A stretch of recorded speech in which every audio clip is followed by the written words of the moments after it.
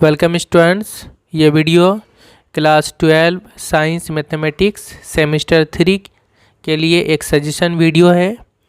इसमें जो है मैं एचएस मॉडल क्वेश्चन पेपर 2024 जो कि एचएस काउंसिल के तरफ से पब्लिश हुआ था उसको मैं सॉल्व करूँगा। ओके, आज की वीडियो में मैं 1 से लेकर 20 तक 1 से 20 तक क्वेश्चन सॉल्व करूँगा और नेक्स्ट वीडियो में 21 से लेकर 40 MCQ सॉल्व करूँगा। ठीक है, तो ये इसलिए भी इम्पोर्टेंट है क्योंकि जो मॉडल क्वेश्चन दिया गया है इसी पैटर्न पे, इसी टाइप से जो है एचएस एग्ज़ाम में आएगा।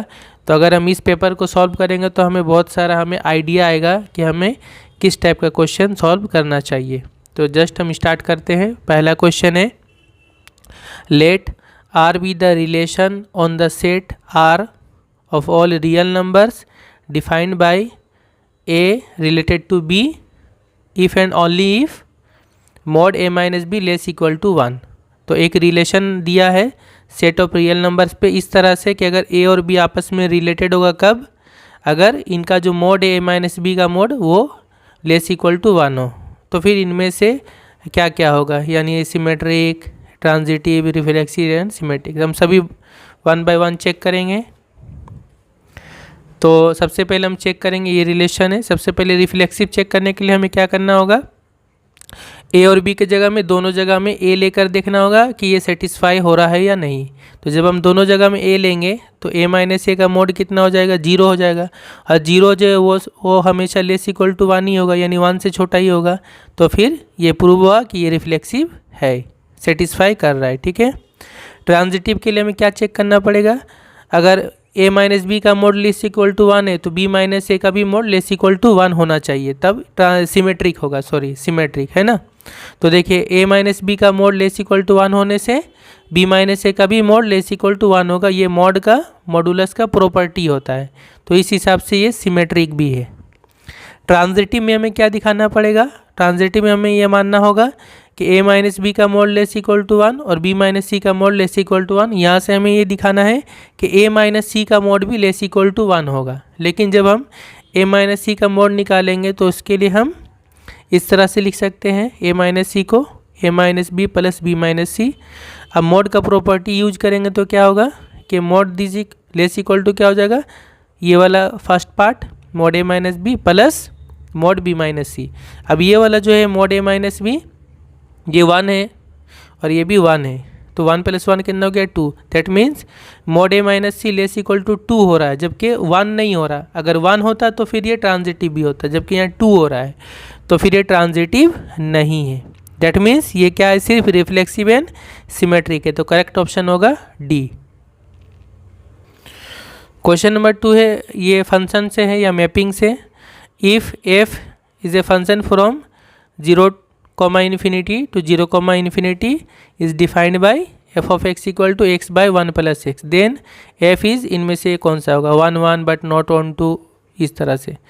तो ये हम चेक करेंगे, 1 1 और on 2 दोनों ही चेक करना होगा। तो देखिए 1 1 हम कैसे चेक करते हैं, ये फंक्शन है। 1 1 चेक करने का तरीका क्या है कि हम f of x equal to f of y मान लेंगे। ठीक है, और यहाँ से हमें दिखाना पड़ेगा x इक्वल टू y। अगर ये होता है तो ये 1 1 होगा, तो यानी दो एलिमेंट हमारे x और y, तो f of x equal to f of y लिखेंगे तो क्या होगा, f of x मतलब क्या होगा, x by 1 plus x, और f of y कितना हो जाएगा, जस्ट x के जगह y पुट कर देंगे तो 1 + y हो गया। यहाँ से क्रॉस मल्टीप्लाई करेंगे तो होगा x + xy और यहाँ होगा y + xy। दोनों तरफ से xy कट गया, कैंसिल हुआ, तो कितना आ गया, x इक्वल टू y। तो f of x equal to f of y ये हम मानेंगे, और यहाँ से हमारा क्या आ गया, x equal to y. That means ये वाला क्या है, 1 1। ये 1 1 चेक करने का तरीका है। तो 1 1 का मतलब हमें पता है कि इस तरह से सेट है, 2 सेट, तो हर एक एलिमेंट एक ही एलिमेंट पर मैप होगा। इसको हम लोग क्या बोलते हैं, 1 1, है ना। इस तरह से मैप होगा, एक एलिमेंट पर ही क्या होगा, मैप होगा। अब आते ऑन टू क्या चेक करने का क्या तरीका है। ऑन टू चेक करने का ये तरीका है कि आप जो है इसको जो है f of x इक्वल, इसको हम y मान लेंगे। दैट मीन्स इस तरह से y equal to f of x। तो y इक्वल टू इस तरह लिखेंगे f of x कितना है, x बाय 1 प्लस एक्स। यहाँ से अब हम क्या करेंगे, एक्स का वैल्यू निकालेंगे। तो यहाँ से वाई इंटू करेंगे, यहाँ क्रॉस मल्टीप्लाई, फिर एक्स आ गया यहाँ से। तो यहाँ से एक्स का वैल्यू कितना आ रहा है, वाई बाई 1 माइनस वाई। अब ऑनटू दिखाने का तरीका ये है कि जो कोडोमेन सेट है, कोडोमेन सेट के हर एक एलिमेंट का एक प्री इमेज होना चाहिए डोमेन सेट में। यानी यहाँ पे कोई सा भी अगर हम एलिमेंट लेते हैं तो उसके लिए हम यहाँ पर एक उसका प्री इमेज मिलेगा। तो यहाँ पर से हम कोई सा भी एलिमेंट ले सकते। तो देखिए इसका जो ये जो कोडोमेन है वो क्या 0 से स्टार्ट होगा, क्योंकि यहाँ पे क्लोज ब्रैकेट है। 0 से आगे कोई सा भी नंबर हो सकता है अप टू इन्फिनिटी तक, ठीक है।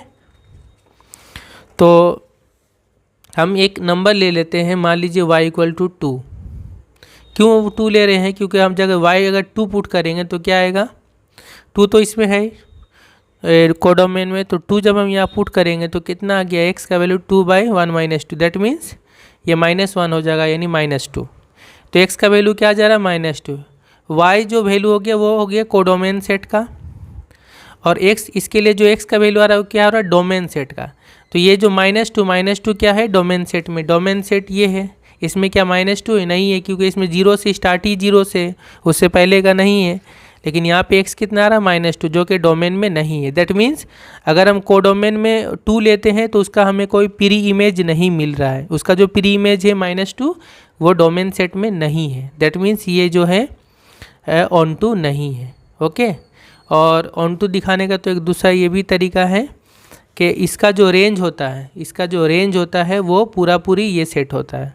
इसका जो रेंज होता है दैट मीन्स इसके हर एक एलिमेंट जो है किसी ना किसी एलिमेंट पर मैप होगा। और इसको आप चाहे तो y के जगह में 3 भी ले सकते हैं, 4 भी ले सकते हैं, कोई सा भी लेंगे तो यहाँ नेगेटिव वैल्यू आएगा और वो वैल्यू डोमेन सेट में नहीं है, इसलिए ये क्या है, ऑन टू नहीं है, ओके। यानी अगर हम ऐसा दिखा सकें कि कोई एक ऐसा एलिमेंट हम ले लिया कोडोमेन सेट में जिसका कोई प्री इमेज नहीं है डोमेन सेट में, तो फिर हम कहेंगे not onto. Next question number 3 है, if f be greatest integer function defined as f of x equal to box x. F क्या है, ग्रेटेस्ट इंटीजर फंक्शन है, जिसको हम लोग बॉक्स फंक्शन भी बोलते हैं। And g be the modulus function defined as g x equal to mod x. तो 2 फंक्शन है, एक बॉक्स फंक्शन एफ और एक हो गया modulus function g. Then the value of g compose f of -5/4। यानी इन दोनों फंक्शन का क्या है, जी कॉम्पोज एफ, ये जो ओ लिखा हुआ है क्या, कॉम्पोजिशन है ना, जी कॉम्पोज एफ, इन दोनों फंक्शन का कॉम्पोजिशन, दोनों फंक्शन का मिक्स, इसका वैल्यू क्या होगा। तो देखिए हमें पता है कि ये हो गया एफ ऑफ एक्स, ये हो गया g of x. G compose f of -5/4 मतलब क्या, जी बाहर में रहेगा, पहले इसको लेंगे एफ ऑफ -5/4, ठीक है, कॉम्पोज को हटा के। अब एफ ऑफ -5/4 मतलब क्या, यानी एफ जो फंक्शन है ये वाला, उसमें एक्स के जगह में क्या पुट करना पड़ेगा, -5/4। तो यहाँ पे एक्स के जगह में -5/4 और यहाँ भी पुट होगा, that mean g of box -5/4, ठीक है। अब -5/4 अगर हम इसको काटेंगे तो ये कितना होगा, -1.25 होगा, ठीक है, पॉइंट में। तो -1.25 का बॉक्स क्या होगा, तो बॉक्स फंक्शन जो होता है या greatest integer function, that means box of negative number में क्या होता है, इसका मतलब कि ऐसा नंबर लेना होगा जो कि इससे जो है बड़ा, इससे बड़ा ना हो, -1.25 से बड़ा ना हो, ऐसा इंटीजर लेना पड़ेगा जो इससे बड़ा ना हो, ठीक है, -1.5 जो इसका वैल्यू के ये हो लेकिन -1.25 से बड़ा ना हो। तो -1.25 से बड़ा ना हो, ये इससे छोटा वाला लेना होगा, -2 लेना पड़ेगा, ठीक है। यानी ये बॉक्स फंक्शन क्या करता है, इंटीजर वैल्यू देता है, और वो इंटीजर वैल्यू इस वैल्यू से बड़ा नहीं होना चाहिए। तो इसका इंटीजर वैल्यू -1 नहीं होगा, क्योंकि -1 तो -1.25 से बड़ा है, तो इससे छोटा वाला लेना पड़ेगा, ठीक है। यानी -1 से छोटा क्या होता है, -2 होता है, तो -2 होगा, ठीक है। तो ये हो गया इसका वैल्यू -2। अब जी ऑफ -2 मतलब क्या, जी मतलब क्या है, बॉक्स मॉडुलस एक्स। तो अब एक्स के जगह में क्या पुट हो जाएगा, -2, दैट मीन्स -2 का मोड। अब मोड वैल्यू क्या करता है, नेगेटिव वैल्यू को भी पॉजिटिव बना देता है, दैट मीन्स इसका होगा आंसर 2, यानी करेक्ट ऑप्शन होगा बी। और इसी तरह से अगर हम मान लीजिए बॉक्स फंक्शन में अगर हम लेते हैं 3.6, तो ये कितना हो जाएगा, ये हो जाएगा -4। ठीक है, तो नेगेटिव में क्या होता है कि इससे पहले वाला नंबर होता है, और अगर ये पॉजिटिव में हो गया 3.6 तो बॉक्स वैल्यू क्या होगा, ये सिर्फ 3 होगा। यानी ऐसा नंबर जो इंटीजर हो और इससे बड़ा ना हो, तो इसका इंटीजर पार्ट लेते हैं। इंटीजर पार्ट क्या है, 3। लेकिन जब नेगेटिव होगा तो इंटीजर पार्ट लेंगे, लेकिन इससे छोटा वाला लेंगे, -3 से छोटा -4, ये होता है। ठीक, नेक्स्ट है इनवर्स ट्रिग्नोमेट्रिक फंक्शन का क्वेश्चन है। If cos inverse x plus cos inverse y plus cos inverse z equal to 3 pi, then इनमें से कौन सा करेक्ट होगा। तो देखिए इसमें जो है तीनों कोस इनवर्स का एडिशन, इनका सम कितना है, 3 पाई है। अब हमें पता है कि कोस इनवर्स जो होता है इसका जो वैल्यू होता है, प्रिंसिपल वैल्यू 0 से पाई के बीच में होता है। कोई सा भी कोस इनवर्स ले लें हम, that means cos inverse cos inverse अगर अल्फ़ा अगर होता है, ये किसको बताता है, ये एंगल को बताता है ना, इन्वर्स हमेशा एंगल को बताता है। तो कोस इनवर्स अल्फ़ा का वैल्यू कितना, 0 से पाई तक होगा। यानी इसका जो सबसे ज़्यादा वैल्यू कितना हो सकता है, पाई हो सकता है, और सबसे कम वैल्यू कितना हो सकता है, 0 डिग्री हो सकता है।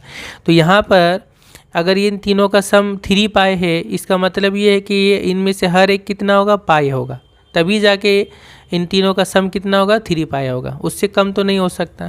तो इसका मतलब सम 3 पाई है, मतलब इनमें से हर एक पाई के बराबर है। ठीक है, तो कोस इनवर्स x ये कितना हो जाएगा, पाई हो जाएगा। या तो फिर x का वैल्यू क्या होगा, x y और z का वैल्यू, यानी यहाँ से अगर हम x का वैल्यू निकालेंगे तो कितना होगा, कोस पाई, ये इनवर्स इधर जाएगा तो कोस पाई है ना, इस तरह से। कोस इनवर्स x बराबर अगर पाई है, कोस इनवर्स x बराबर पाई है, तो फिर x बराबर क्या होगा, इनवर्स इधर आएगा तो कोस पाई। अब कोस पाई कितना होता है, -1, तो x का वैल्यू भी -1 आएगा, y का भी और z का भी -1। अब देखिए x plus y plus z plus 3 कितना होगा, -1 प्लस 3, ये वैल्यू कितना आ गया, 0। दैट मीन्स ये वाला ट्रू होगा, यानी बी ऑप्शन करेक्ट होगा। Next question number 5, if sine inverse x plus tan inverse x equal to π/2, then 2x² plus 1 equal to कितना होगा इनमें से। तो देखिए इसको बनाएंगे कैसे, sine inverse x plus tan inverse x equal to π/2, किसी भी एक को हम दाहिने तरफ कर देंगे। ठीक है, तो मान लीजिए हम साइन इनवर्स x को राइट साइड में कर देते हैं, इधर टेन इनवर्स x, इधर π/2 माइनस साइन इनवर्स x। अब π/2 माइनस साइन इनवर्स x क्या होता है, कोस इनवर्स x होता है। ठीक है, ये इनवर्स का फॉर्मूला है। अब यहाँ पे टेन इनवर्स x है, इधर कोस इनवर्स x है, तो फिर x बराबर कितना हो गया, टेन इनवर्स इधर आएगा तो 10 बन जाएगा कोस इनवर्स x। अब दोनों में हमें सेम करना पड़ेगा, ठीक है, तब वो कट जाएगा। तो यहाँ 10 है, कोस इनवर्स x से अगर हम टेन इनवर्स x में जाएंगे तो क्या बनेगा फॉर्मूला, ये वाला, ये फार्मूला भी। और आप ऐसे भी बना सकते हैं इसको कि x के नीचे कितना है, 1 है, तो कोस थीटा क्या होता है, b/h, तो ये b हो गया, ये h हो गया। तो टेन थीटा क्या होता है, टेन थीटा होता है p/b, तो ये p का वैल्यू निकलेगा और ये हो जाएगा b का वैल्यू। ठीक है, इस टाइप से भी। अब ये हो गया 10 और टेन इनवर्स एक कैंसिल हो गया समझिए, और ये आ गया value x equal to this.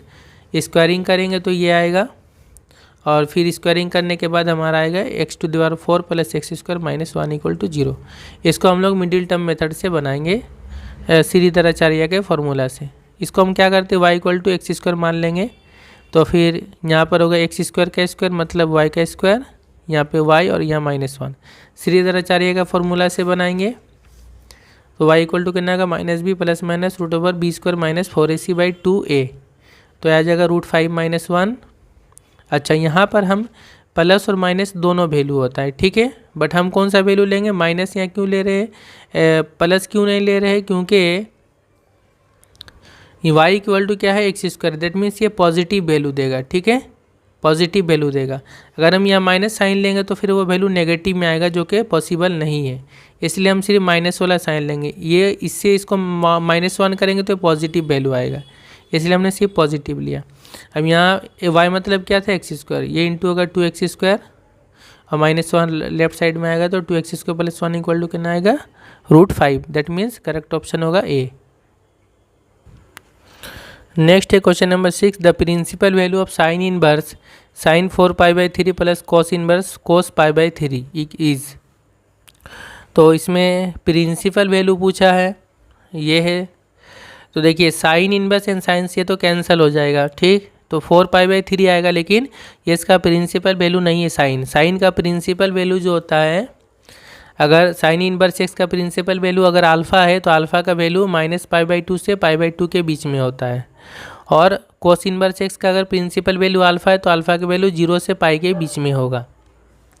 यहाँ पे हम थोड़ा चेंजिंग करेंगे, 4/3 को इस तरह लिखेंगे, π + π/3 हो गया 4π/3। अब हम यहाँ से करेंगे तो साइन π + π/3 कितना हो जाएगा, पाई मीन्स 2 बार 90, तो साइन साइन ही रहेगा, π/3 रहेगा। और ये कौन से क्वाड्रेंट में हो गया, पाई प्लस मैंने 180 प्लस, यानी थर्ड क्वाड्रेंट में आ जाएगा, ठीक है, थर्ड क्वाड्रेंट में आ जाएगा। यहाँ पे ये तो यहाँ तक यहाँ पाई हो गया, और पाई के बाद यहाँ π/3, यानी थर्ड क्वाड्रेंट में साइन क्या होगा, नेगेटिव हो जाएगा। तो उसके बाद ये माइनस बाहर आ जाएगा, क्योंकि साइन इनवर्स में क्या अगर माइनस है तो माइनस बाहर आ गया। और ये π/3, तो π/3 इस रेंज के अंदर में ही है, तो फिर ये इसका क्या होगा, प्रिंसिपल वैल्यू होगा, ठीक है, π/3। ये दोनों कैंसिल हो गया, ठीक। और यहाँ पर से ये भी उसी तरह लिखेंगे, तो ये भी कोस π/3 होगा, यहाँ भी माइनस होगा, ठीक है, क्योंकि ये भी थर्ड क्वाड्रेंट में हो रहा है। लेकिन यहाँ पे हम क्या करेंगे, अगर हम इसको कैंसिल करते तो -π/3 ये कोस का प्रिंसिपल वैल्यू नहीं है, इसलिए ये वैल्यू यहाँ पे -π/3 नहीं लिया जा सकता। तो फिर हम इसमें चेंजिंग करेंगे, कोस इसको कैसे लिखेंगे, पाई -π/3 लिखेंगे। तो पाई -π/3 कितना होता है, माइनस कोस π/3, क्योंकि ये सेकेंड क्वाड्रेंट में बन गया, ठीक। और कोस कोस ही रहेगा, यहाँ सेकेंड में क्या हो गया, कोस माइनस होगा, इसलिए माइनस साइन। तो इसको चेंज करके ऐसे लिखेंगे। अब पाई -π/3 जो आएगा ये आपका ये 0 से पाई के अंदर है ना, क्योंकि पाई में से इसको माइनस करें तो पाई से कम हो जाएगा, तो फिर इसके अंदर में आ रहा है। तो अब ये बन गया प्रिंसिपल वैल्यू। तो अब ये कोस यहाँ कोस इनवर्स कोस कैंसिल करेंगे तो पाई -π/3, और यहाँ -π/3, ये सभी हम करेंगे। इन दोनों को -π/3 रखेंगे, इन दोनों को अगर हम करेंगे 3π - π 2π/3, तो यहाँ से माइनस करेंगे, 2π से पाई माइनस होगा, π/3, डी करेक्ट ऑप्शन होगा। क्वेश्चन नंबर 7 है, if A is a matrix of order 3×3 and determinant of 5 into adjoint A equal to 5, then determinant of A equal to क्या होगा। तो देखिए बहुत ही शॉर्ट क्वेश्चन है, इजीली है। देखिए दो प्रॉपर्टी यहाँ पे हम यूज करेंगे। एक हो गया कि किसी मैट्रिक्स ए का एडजॉइंट का डिटर्मिनेंट, ये डिटर्मिनेंट का निशान है। एडजॉइंट ए का डिटर्मिनेंट क्या होता है, मैट्रिक्स ए का डिटर्मिनेंट का पावर n-1, और n मतलब हो रहा है कि कितना ऑर्डर का है, ठीक है। ये हो गया एडजॉइंट ए का डिटर्मिनेंट का वैल्यू। और मान लीजिए कोई एक मैट्रिक्स है, स्क्वायर मैट्रिक्स, उसके साथ कोई कांस्टेंट अगर इनटू है, और अगर इसका हम डिटर्मिनेंट निकालेंगे तो क्या होगा, ये जो k है उस ऑर्डर को लेकर बाहर निकलेगा, k का पावर n होगा इंटू डिटर्मिनेंट ऑफ ए। इन दोनों प्रॉपर्टी को यहाँ पे यूज करेंगे। तो सबसे पहले देखिए इसका डिटर्मिनेंट यहाँ पे कांस्टेंट क्या है, 5 है, तो 5 बाहर निकलेगा तो इसका पावर कितना हो जाएगा, 3, क्योंकि यहाँ ऑर्डर कितना है, 3 है, n 3 है, तो 5 का पावर 3 होगा, into mod adjoint of A equal to 5, और यहाँ एक 5 काट देंगे तो 5 का स्क्वायर बचेगा, यानी 25। और अब एडजॉइंट ए का वैल्यू क्या होगा, तो ये होगा डिटर्मिनेंट ए का पावर n-1, मतलब n मतलब 3, तो 3 - 1 यानी 2 हो जाएगा। तो डिटर्मिनेंट ऑफ ए का स्क्वायर बराबर कितना हो जाएगा, 1/25। तो डिटर्मिनेंट ऑफ मतलब कितना होगा, इसका स्क्वायर रूट ±1/5, यानी करेक्ट ऑप्शन होगा बी। नेक्स्ट है question 8, let A be a matrix of order 3×3 such that a² - 5a + 7i, I मतलब आइडेंटिटी मैट्रिक्स, इक्वल टू 0। यहाँ पे 0 मतलब 0 मैट्रिक्स, ठीक है, क्योंकि सारा मैट्रिक्स का इक्वेशन है। स्टेटमेंट ए में बोला है ए इनवर्स बराबर ये होगा, और स्टेटमेंट 2 में बोला a³ - 2a² - 3a + 1 equal to 5 × a - 4i। तो अब ये पूछ रहा है कि दोनों स्टेटमेंट में कौन सा ट्रू है कौन सा फॉल्स है, इस तरह से कौन सा करेक्ट होगा, ठीक है। तो ये स्टेटमेंट वाला है। सबसे पहले गिवन क्या है देखेंगे, ये दिया हुआ है, तो यहाँ से हम ए इनवर्स निकालेंगे। कैसे, सबसे पहले +7i को राइट साइड में कर देंगे तो -7i हो जाएगा। अब यहाँ से जो है ए कॉमन लेंगे तो ए यहाँ पर ए होगा, यहाँ पर 5 ए कॉमन आएगा तो 5 × 1 होगा। 1 मतलब यहाँ पर आइडेंटिटी मैट्रिक्स लेना पड़ेगा, ठीक है। जैसे हम लोग नंबर में यहाँ पे ए कॉमन लेने से 5 बचता है, बट यहाँ चूँकि ये मैट्रिक्स है तो 5 के साथ यहाँ 1 लिखना होता है, मतलब 1 के जगह में आइडेंटिटी मैट्रिक्स, क्योंकि ये मैट्रिक्स का कॉमन ले रहे हैं, ठीक है। अब ए माइनस 5 बराबर क्या होगा, तो ए इधर आएगा इनटू जगह, तो या फिर हम दोनों तरफ ए इन्वर्स से मल्टीप्लाई करेंगे, तो ए और ए इन्वर्स ये हो जाएगा आई, यानी 1 समझिए, और ये हो गया -7 इंटू ए इन्वर्स, ठीक है। ए इन्वर्स आई से मल्टीप्लाई होगा तो ए इन्वर्स ये होगा, यानी हमने दोनों तरफ ए इन्वर्स से मल्टीप्लाई कर दिया, तो ये खत्म हो गया और यहाँ पे ए इन्वर्स हो गया।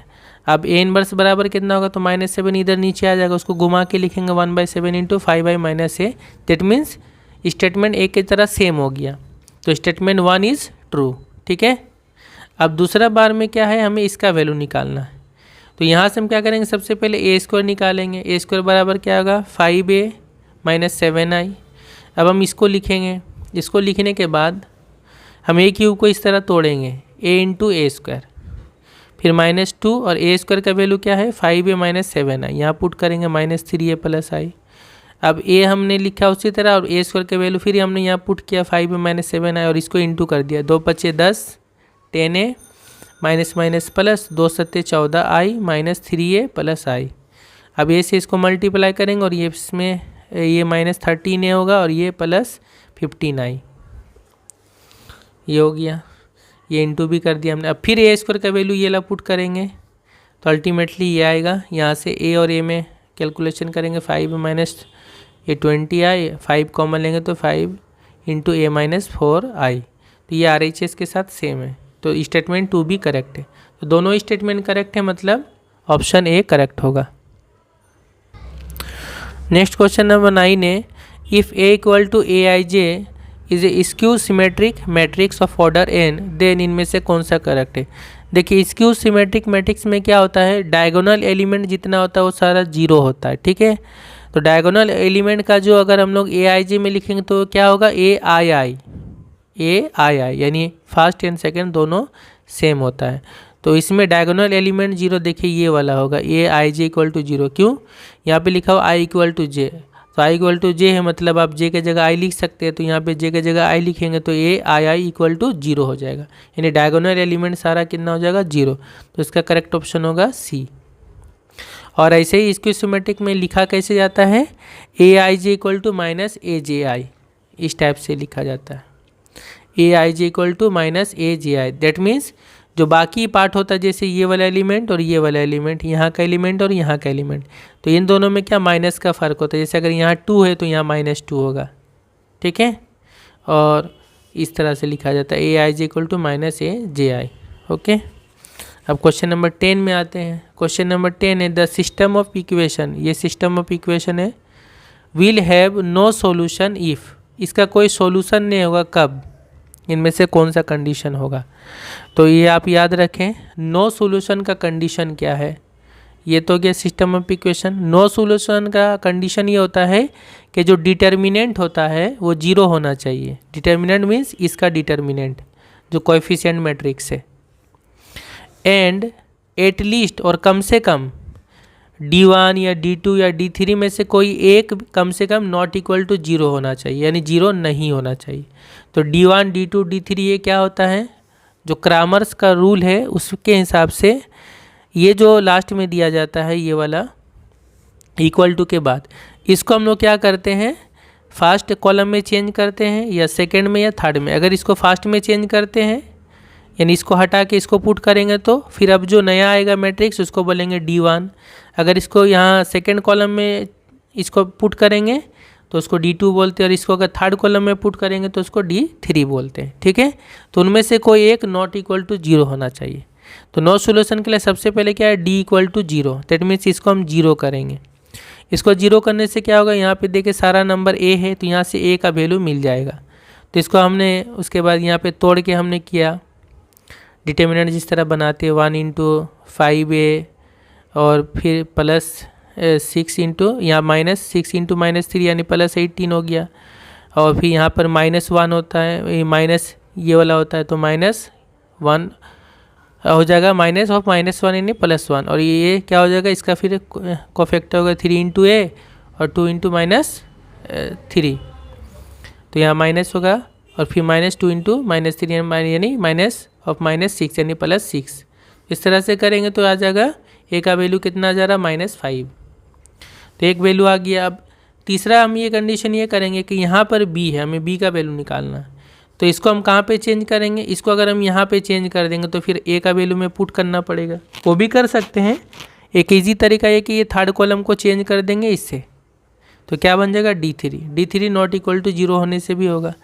तो हमने पहला दो कॉलम सेम रखा और लास्ट वाला कॉलम इससे चेंज कर दिया, 3b और -2 लिख दिया। ये नॉट इक्वल टू 0, इसको हमने डिटर्मिनेंट बनाया तो कितना आया, ये नॉट इक्वल टू 0 चल रहा है, तो -8b + 40 not equal to 0, b not equal to 5, यानी b का वैल्यू 5 नहीं होना चाहिए और a का वैल्यू कितना होना चाहिए, -5 होना चाहिए। तो इसका करेक्ट ऑप्शन होगा b। नेक्स्ट क्वेश्चन नंबर 11 है, if the matrix A is both symmetric and skew symmetric. अगर कोई एक मैट्रिक्स है जो कि सिमेट्रिक भी है और स्क्यू सिमेट्रिक है, देन वो कैसा मैट्रिक्स होगा। ए इज़ ए डायगोनल मैट्रिक्स, क्या वो डायगोनल मैट्रिक्स होगा। तो देखिए, अगर कोई मैट्रिक्स सिमेट्रिक है और स्क्यू सिमेट्रिक दोनों है तो वो डायगोनल नहीं हो सकता। क्यों, डायगोनल मैट्रिक्स में डायगोनल एलिमेंट जो है नॉन जीरो होता है, कम से कम कोई एक एलिमेंट नॉन जीरो होना चाहिए। तो अगर वो स्क्यू सिमेट्रिक भी है तब तो उसका सारा डायगोनल एलिमेंट जीरो होना चाहिए, जबकि डायगोनल मैट्रिक्स में तो कोई एक एलिमेंट कम से कम जीरो नहीं होना चाहिए। तो फिर ये अगर स्क्यू सिमेट्रिक है तो डायगोनल नहीं होगा। अब है आगे के, क्या वो स्क्वायर मैट्रिक्स होगा। तो देखिए, सिमेट्रिक और स्क्यू सिमेट्रिक दोनों ही स्क्वायर मैट्रिक्स होता है, बट इसमें बोल रहा है कि वो स्क्वायर मैट्रिक्स है, तो स्क्वायर मैट्रिक्स तो होता ही है, लेकिन यहाँ पे जो स्क्वायर मैट्रिक्स बोला मतलब वो कुछ दूसरा भी हो सकता है। सिमेट्रिक और स्क्वायर सिमेट्रिक का मतलब कि वो स्क्वायर ही होगा, स्क्वायर तो होगा ही, बट वो दूसरा स्क्वायर कोई भी स्क्वायर मैट्रिक्स तो नहीं हो सकता है। तीसरा वाला सही है कि वो जीरो मैट्रिक्स होगा। जब जीरो मैट्रिक्स होगा तो सारा एलिमेंट जीरो हो जाएगा। सारा एलिमेंट जब जीरो हो गया तो स्क्यू सिमेट्रिक्स का भी कंडीशन हो गया और सिमेट्रिक का भी कंडीशन हो गया, क्योंकि जीरो मैट्रिक्स तो सिमेट्रिक मैट्रिक्स होता ही है। ठीक है, उसका ट्रांसपोज करने से तो उतना ही आएगा, सेम जीरो मैट्रिक्स से आएगा। तो इसका करेक्ट ऑप्शन होगा सी। ठीक है, नेक्स्ट है the value of the determinant this is, इसका कितना डिटर्मिनेंट का वैल्यू होगा।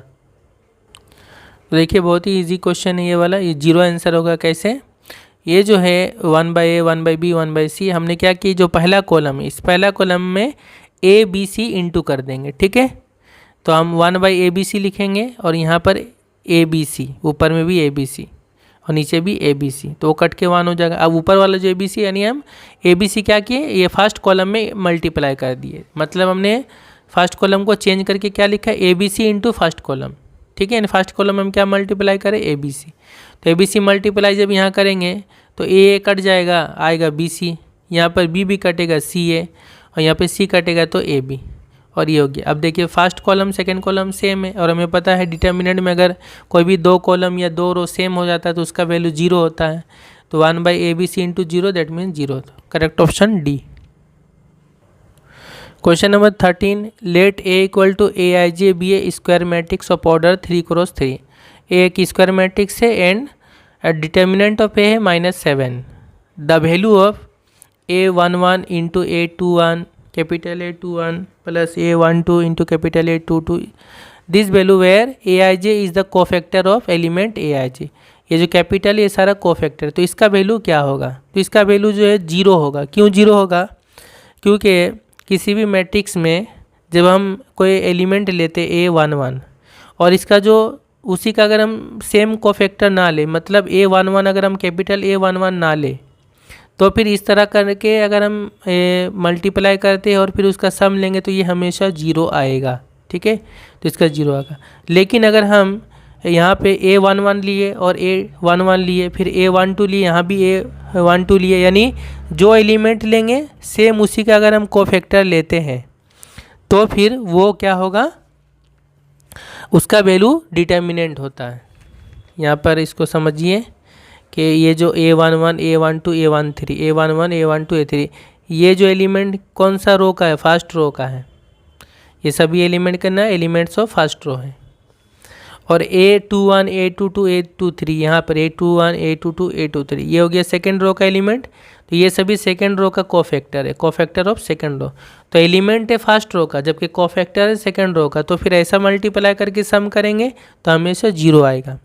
लेकिन अगर हम ऐसा करते हैं, मान लीजिए A11 A11 A12 A12 यानी जिस रो का एलिमेंट है उसी रो का कोफैक्टर है, फिर A13 A13 इस तरह अगर हम करते हैं तो फिर इसका जो वैल्यू आएगा वो डिटर्मिनेंट आएगा। ठीक है, डिटर्मिनेंट आएगा, क्योंकि डिटर्मिनेंट में हम तो ऐसे ही करते हैं कि कोई एलिमेंट लेते हैं इस तरह से यहाँ का एलिमेंट, तो इसी का कोफैक्टर हम यहाँ पे लेते हैं मल्टीप्लाई करने के लिए इसके साथ, है ना। तो ये याद रखना। इस तरह हम दूसरा भी रो ले सकते हैं। अगर हम यहाँ पे लेंगे 821 और यहाँ 821 इस टाइप से लेंगे तो इसका वैल्यू भी क्या होगा, डिटर्मिनेंट होगा। यहाँ पे फिलहाल 0 आंसर होगा। Next question 14, the value of determinant A if A equal to this. तो इसका भी वैल्यू जो है 0 होगा। क्यों 0 होगा, इस मैट्रिक्स को अगर हम ठीक से देखेंगे तो ये एक स्क्यू सिमेट्रिक मैट्रिक्स है। क्यों, इसका सारा डायगोनल एलिमेंट क्या 0 है। यहाँ पर रूट ए है तो यहाँ पर माइनस रूट ए है, यहाँ पर 2 रूट ए है तो यहाँ माइनस 2 रूट ए है, और अगर इसमें ये है तो इसमें माइनस लगा देंगे तो ये वाला आ जाएगा क्योंकि आगे पीछे हो जाएगा। तो ये क्या है कि स्क्यू सिमेट्रिक मैट्रिक्स, और इसका ऑर्डर कितना है 3 क्रॉस 3, यानी इसका ऑर्डर 3 है जो कि ऑड नंबर है। तो याद रखिए किसी भी स्क्यू सिमेट्रिक मैट्रिक्स जिसका ऑर्डर ऑड नंबर होता है, जैसे 3 हो गया 5 हो गया, तो उसका डिटर्मिनेंट अगर हम निकालेंगे तो वो हमेशा 0 आएगा। ठीक है, और साथ साथ ये जो यहाँ लिखा हुआ A belongs to R plus, that means ये जो ए है ये सारा positive number, positive real number है। ठीक है, तो इसका वैल्यू कितना होगा 0, यानी बी ऑप्शन करेक्ट होगा। अगला है question number 15, if for a triangle A B C, अगर एक ट्रायंगल ए बी सी उसके लिए अगर ये डिटर्मिनेंट 0 है, then the value of sine square A पे plus sine square B plus sine square C is, तो इसका वैल्यू क्या होगा।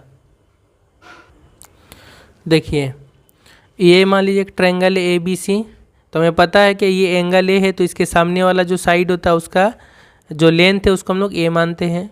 बी एंगल है, इसके सामने वाला जो साइड होगा उसका लेंथ बी होगा, और सी एंगल ये है तो इसके सामने का जो लेंथ होगा ये सी होगा। इसको बोलते हैं ए बी सी।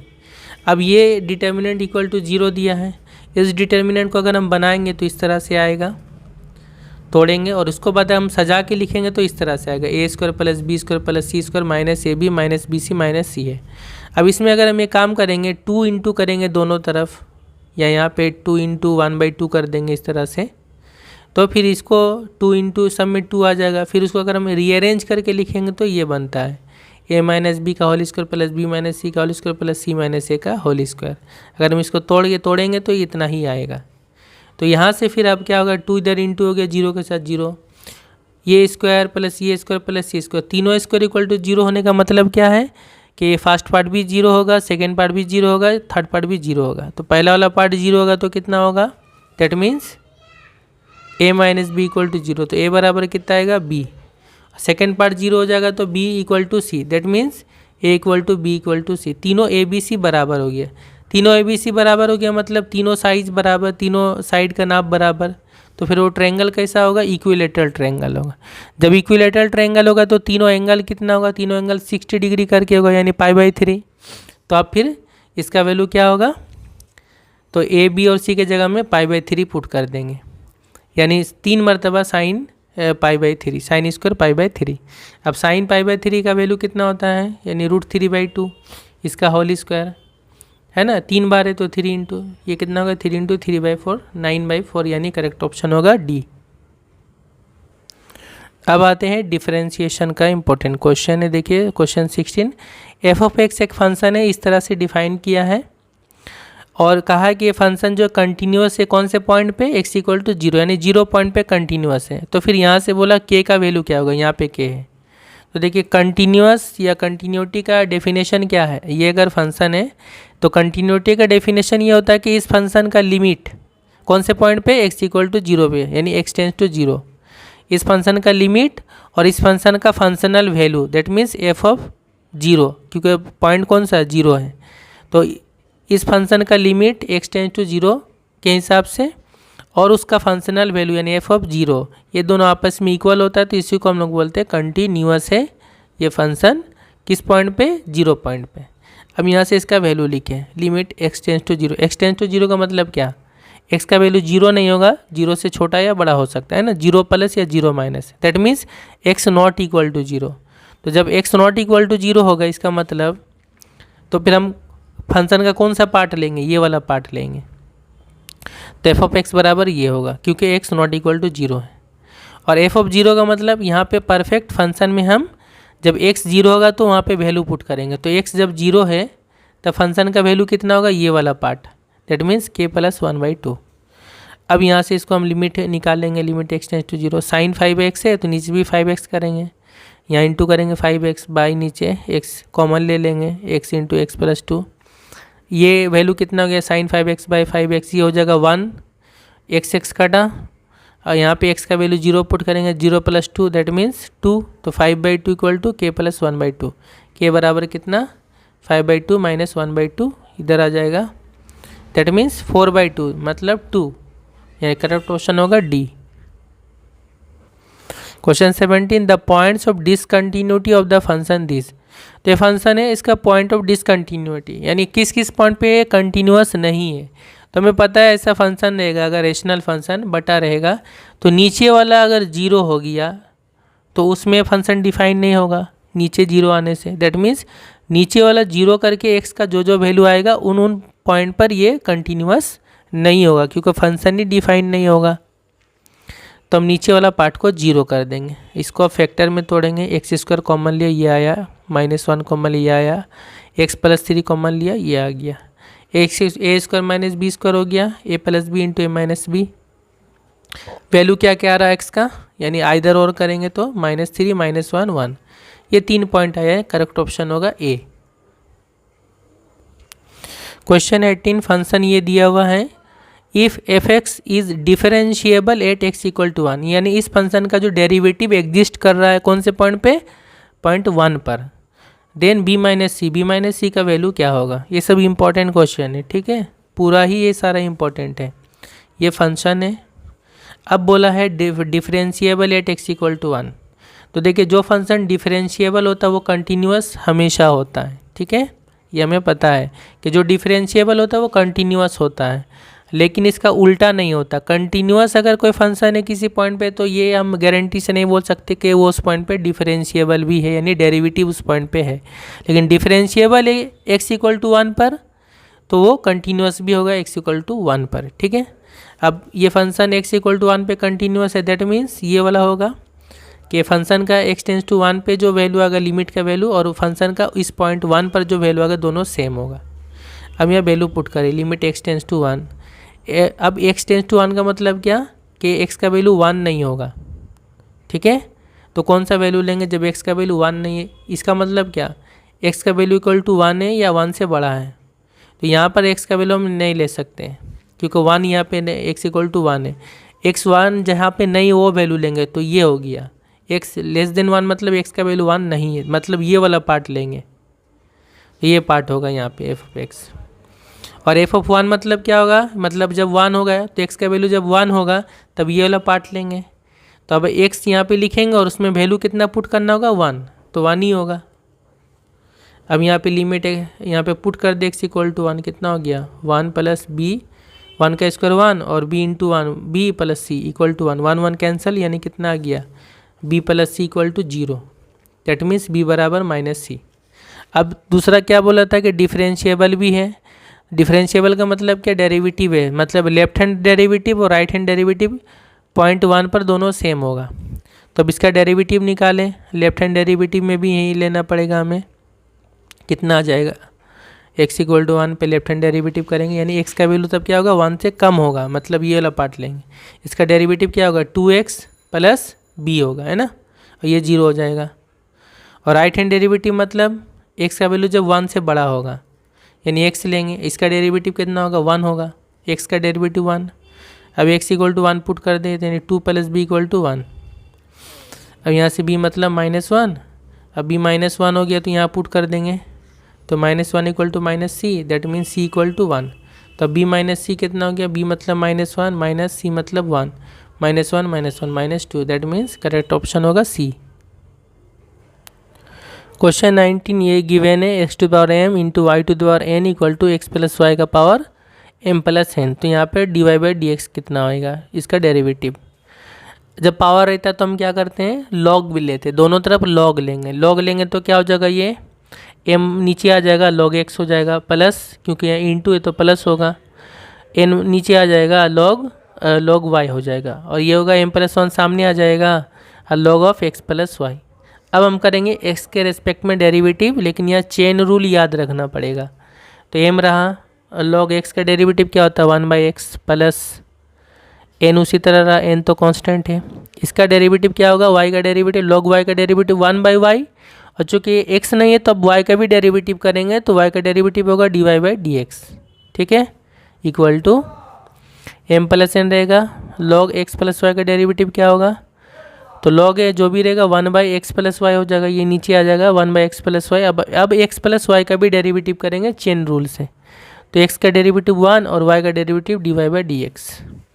ये हो गया m into 1 m/x plus n/y into d y by d x equal to m plus n, 1 से इंटू होगा m प्लस एन बाई, इसको इंटू करके इस 1 से एक बार इंटू करेंगे, ये आएगा, प्लस इसको इंटू करके d y by d x से इंटू करेंगे, ठीक है। अब d y by d x वाला पार्ट एक तरफ कर दिया हमने, कॉमन ले लिया, और जो बाकी ये वाला और ये लेफ्ट साइड वाला इसको एक तरफ कर दिया। एलसीएम ले करके देखा, नीचे नीचे ये कट गया, यहाँ पे ये दोनों कट रहा है, ये दोनों कट रहा है, और ये आ गया ऊपर में और ये आ गया ऊपर में, तो ये दोनों कैंसिल हो गया। अब वाई यहाँ पे हो जाएगा इंटू हो गया, तो इसका वैल्यू आ रहा है d y by d x equal to y by x, यानी B option correct. Last question number 20, if x into root over 1 plus y into root over 1 plus x equal to 0, then the value of d y by d x. ये थोड़ा सा tricky है, क्योंकि इसको मैंने पहले इस टाइप से बनाया डायरेक्ट डेरिवेटिव लेकर के, तो ये काफ़ी लंबा बनता गया, और फिर मैंने दूसरा तरह से किया, तो ये थोड़ा इजी होगा। क्यों, इसका जब हम डेरिवेटिव निकाले d y by d x, सारा वैल्यू जो भी आंसर है सब में एक से, वाई कहीं पे भी नहीं होगा, ठीक है। तो इसको थोड़ा सा हम चेंजिंग करेंगे, कैसे करेंगे देखें। ये रहा, ये पार्ट को राइट साइड में ले जाएंगे -30, अब दोनों तरफ होल स्क्वायर करेंगे, स्क्वायरिंग, तो ये आगे एक्स स्क्वायर, ये रूट हट जाएगा 1 प्लस वाई, यहाँ पे इस तरह हो जाएगा, माइनस भी प्लस में हो जाएगा।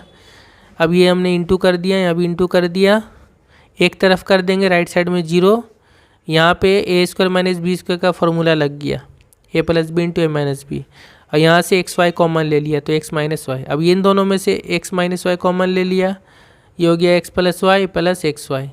ये वाला पार्ट आइदर 0 होगा आइदर, और ये वाला पार्ट 0 होगा। पहला वाला पार्ट क्या, एक्स इक्वल टू वाई है ना, पहला पार्ट अगर 0 करेंगे x minus y equal to 0, लेकिन एक्स और वाई आपस में इक्वल नहीं होगा। क्यों नहीं होगा, क्योंकि अगर एक्स और वाई इक्वल है तो यहाँ जब हम पुट करेंगे ना एक्स और वाई राइट साइड में इस तरह जाएगा, तो फिर यहाँ से एक्स का वैल्यू भी 0 आएगा, वाई का वैल्यू भी 0 आ जाएगा, जो कि पॉसिबल नहीं है, ठीक है, ये आइडेंटिटी हो जाएगा ये।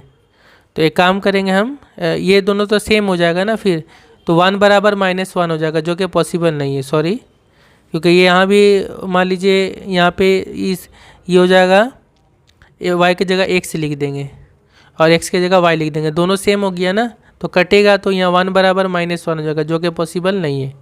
तो सेकेंड वाला पार्ट इक्वल टू 0 होगा। अब यहाँ से हमने ये दोनों में y कॉमन लिया, इस x को राइट साइड में कर दिया -x, y बराबर क्या आ गया -x/1 प्लस x। अब हम डेरिवेटिव करेंगे d y by d x equal to, कौन सा रूल यूज होगा, u बाई v का रूल, ऊपर में u माइनस x और v मतलब 1 प्लस x। इस माइनस को हम पहले छोड़ देते बाहर में, u मतलब x और v मतलब 1 प्लस x। तो इसका रूल क्या हो गया डेरिवेटिव का, नीचे वाला का होल स्क्वायर इंटू ये रहेगा इसका डेरिवेटिव, माइनस ये रहेगा नीचे वाला का डेरिवेटिव कितना होगा, 1 का 0 x का 1, तो ये हो गया कैंसर, ये into 1 plus x minus x, x cancel होगा 1 -1/1 प्लस एक्स का होल स्क्वायर, यानी करेक्ट ऑप्शन होगा डी। तो ये हो गया हमारा 20 क्वेश्चन। नेक्स्ट वीडियो में बाकी 20 क्वेश्चन बनाऊंगा।